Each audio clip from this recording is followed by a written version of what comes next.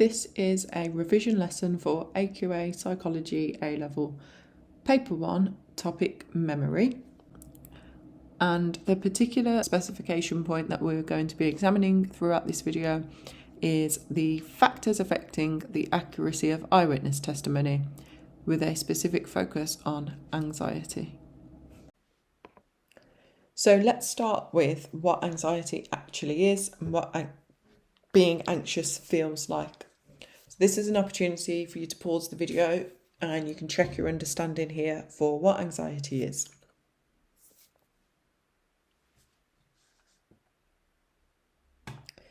By definition, anxiety is an unpleasant emotional state. So the key point here is that it's unpleasant, and it's usually when we fear something bad is about to happen.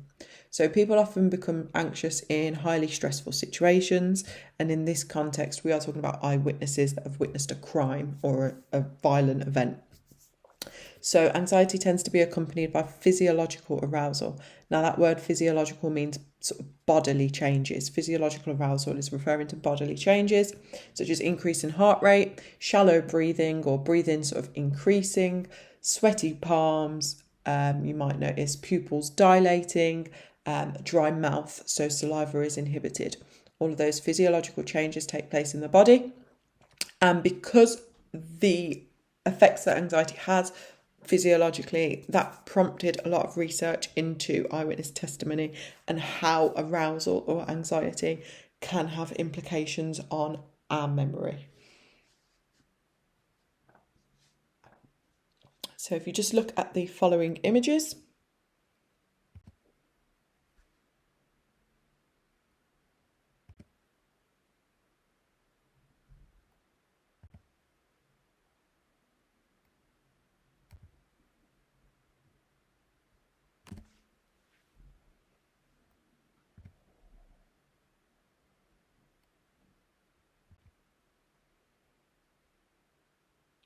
You may or may not have noticed that there was a weapon present in each and every of those images.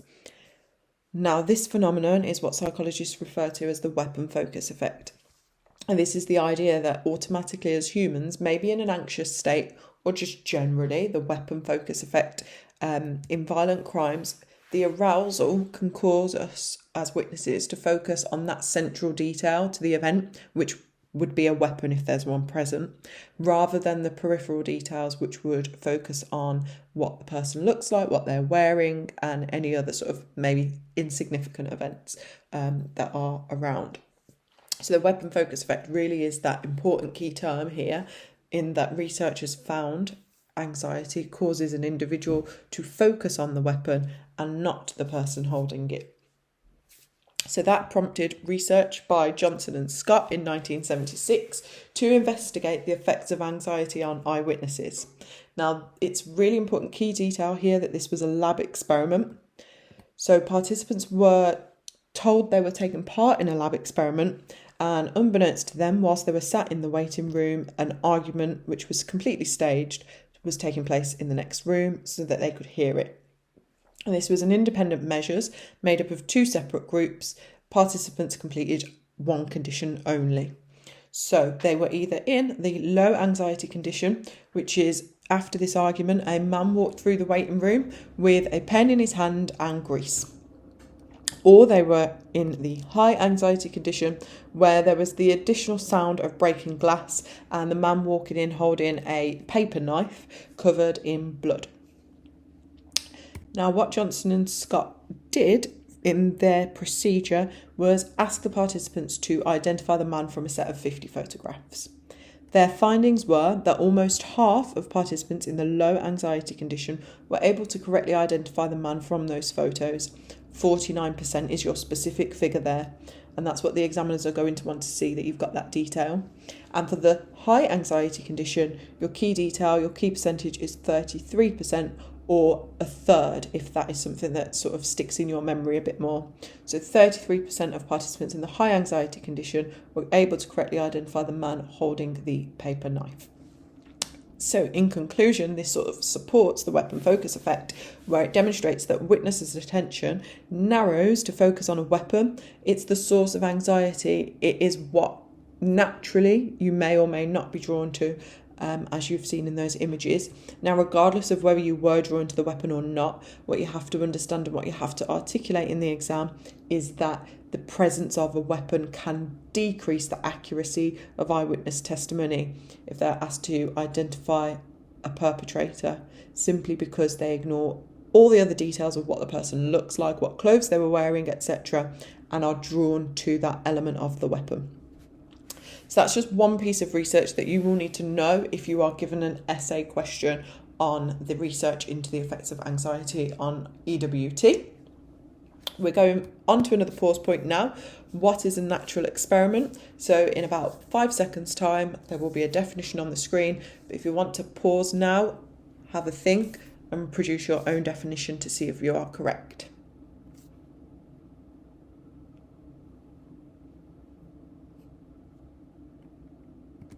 So a natural experiment is one that takes place in a usual environment, so an everyday setting, and it's where you, as the researcher, cannot manipulate the independent variable. The independent variable cannot be manipulated due to practical or ethical reasons. So why is it we are looking at a natural experiment? Well, research tends to show that anxiety can actually have a positive effect on recall. And so what we have here is contradictory findings. Now, this can be set out depending on the question. If it is a straightforward essay question, this can be set out as a piece of evaluation or a piece of AO1 research, APFC, in demonstrating the role that anxiety plays on recall. So the fight or flight response gets triggered in these anxious situations, which can actually produce alertness in an individual and improve their memory, as it allows them to become more aware of cues and of danger. They pay more attention, as we discussed on that slide, where the physiological changes of anxiety can cause your pupils to dilate and you to focus on elements around you a lot more. So Yuille Cutshall actually identified that effect in a natural experiment, where they studied a real-life shooting of a gun shop in Canada where the shop owner shot the thief. Now, this is a natural experiment because, unfortunately, it wasn't staged. It was a real event where people were there genuinely part of their day-to-day life. They happened to witness this event. So there were 21 witnesses altogether, but 13 of them agreed to take part in the research. Interviews by psychologists were then held about 4 to 5 months after the event, and they were compared to the original police report. So the accuracy was based on a number of different details reported, sort of like the height of the perpetrator, the weight, any key details to that event. And their stress was measured on a 7-point scale. So a 7-point scale could be anything ranging from severely stressed to not stressed at all, with sort of 7 points within that scale of moderately stressed, neither stressed nor not stressed, to completely not stressed. 7 points that they can rank their stress on, basically. And the findings were that witnesses were very accurate with their accounts. So they'd all witnessed this sort of dangerous event, and they were all very accurate in their accounts, and little changed from the 5 months prior. However, some details were less accurate, like the colour of items, the age of the perpetrator. Those estimates weren't as accurate. But the most important finding here is that those that said they were highly stressed on that 7-point scale were more accurate. So your percentage here is 88%, compared to those who said they weren't actually that stressed, of 75% accuracy. So when comparing the original police report to the interviews 5 months later, those were the percentages that the researchers calculated on how accurate these individuals were. So this demonstrates that actually anxiety can have really helpful positive effects in terms of recall and memory and identifying perpetrators. So the final piece of AO1, which can also be used as AO3, that you'll need is this. Now, you might recognise this graph, so again, you might want to pause it, check your understanding. In 5 seconds, I will go over the research and discuss its place in the course for you.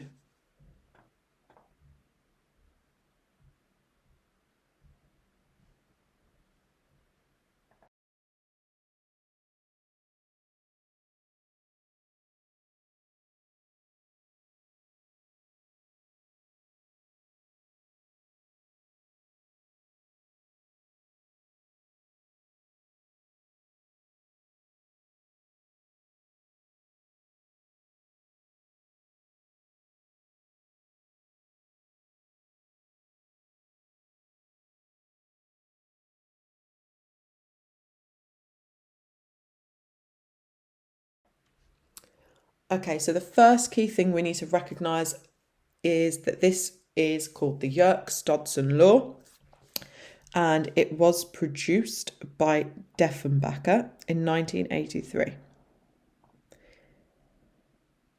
The research method used by Deffenbacher was a secondary research method known as a meta-analysis. So again, if you want to check your understanding of a meta-analysis, please pause. I will go through it in 5 seconds. So a meta-analysis is a type of secondary research where a researcher collected studies that have already been conducted. So in this case, Deffenbacher reviewed 21 studies that had been conducted into the role of anxiety and eyewitness testimony. And they aim to produce an overall conclusion with all of those studies. So the overall conclusion that Deffenbacher produced, he named the Yerkes-Dodson law, because what he identified was that as an individual, anxiety increases as we become anxious, it does actually improve recall. However, once it gets to an optimum point, anxiety can often get too much, too distressing for an individual, and it can fatigue them, causing a drop in their recall and their accuracy. So what this Yerkes-Dodson law does is account for the contradictory evidence. This is a really good piece of research to use as both AO1 in terms of what research suggests anxiety does to recall, but also effectively as a piece of AO3 demonstrating the reasoning behind the contradictory findings and suggesting potential individual differences in this optimum point, showing that the relationship between anxiety and recall is not as straightforward as Johnson and Scott or Yuille and Cutshall suggested it was in their research.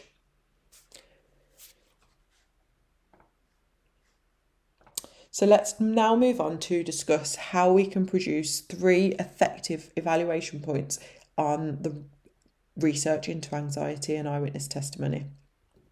There's a number of different routes to go down, and if we start with how we actually critique the research, how can we actually use our knowledge of research methods here to make our life in the exam a bit easier? So if we remember Johnson and Scott's lab experiment, we can discuss those weaknesses of demand characteristics and the fact that these participants are aware that they are taking part in a study. Granted, they don't know that what they're about to witness is linked to, the questions they're going to be asked, but at the time they're presented with those 50 photographs, that is when they might display demand characteristics and they might actually recognise the aim of the study. However, it gives high control and it allows anxiety in eyewitness testimony to actually be investigated in a scientific way. You can, of course, pull that back and criticise that it's a lack of ecological validity in the sense that we are trying to investigate something that is really quite important in the real world, but we're translating that into a highly controlled environment. On the other side of the coin, you've got Yuille and Cutshall, which is a natural experiment, with high ecological validity, but a massive lack of control. There was 5 months between the original police report and the interviews the researchers held. So there's lots of extraneous variables there. And then, of course, with the Yerkes-Dodson, it's a meta-analysis. It's secondary data, which Deffenbacher selected himself. So it's likely there is publication bias or the file draw problem, where he has completely been biased in the sense that he's only selected studies to support his view. Moreover, it's secondary research, so it's not tailored specifically for his aim. But you could also identify strengths in his meta-analysis, that it gives us a really good sample size, and actually it is a very good compromise of what anxiety actually does to eyewitnesses. The second evaluation point that you can use, and this is probably the strongest one that you could argue with a really good piece of research, is this idea that Pickle suggests that it's nothing to do with anxiety. The accuracy of identification is reduced due to surprise and not anxiety. So if we look at Pickle's study, I won't go through all 4 conditions, and I don't recommend that you try to learn all 4 conditions, but what you do need to recognise is certainly this part with the raw chicken and maybe the scissors condition, okay? In that scissors are quite a threatening thing for a person to have in their hand. However, you're in a hair salon, so there's no surprise there. You could also make note of the handgun, which is high threat and high surprise, because you wouldn't expect someone to walk in with a handgun in a hairdresser's or hair salon, and it is very surprising.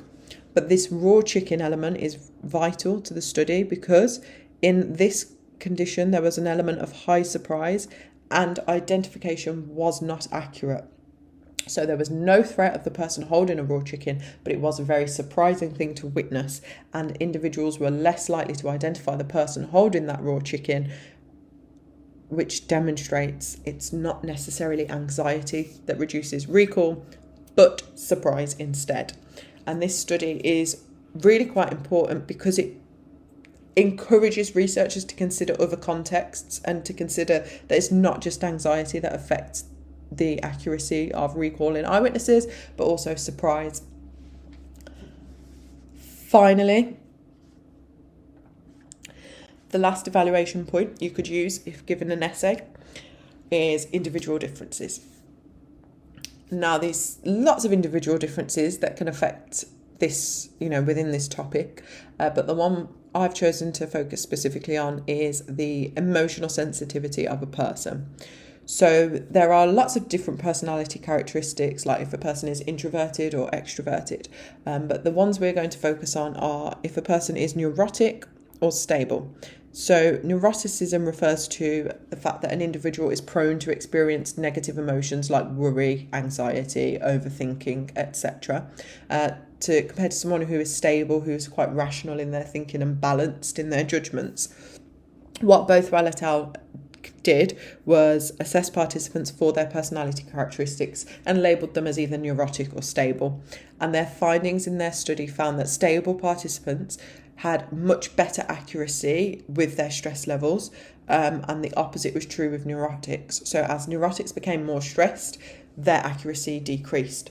So it shows that personality is another sort of variable that needs to be considered, as it can affect accuracy of eyewitness testimony. So individual differences also play an important role in the accuracy of eyewitness testimony, therefore suggesting again that Johnson and Scott and Yuille and Cutshall's research and even Deffenbacher's Yerkes-Dodson law are too simplistic and need to consider these other variables. So those are your 3 key evaluation points. Of course, I say 3, but you can counter argue a lot of them in terms of lab experiment versus natural experiment. You could talk about ethics compared to demand characteristics and the need for deception, and Pickle's study, as well as this individual differences. So there's lots of different routes you can go down with evaluation for this research. I'm just going to finish the session now with some review questions. So again, if you'd like to pause, jot down your answers, I'll go through those and then we will end the session.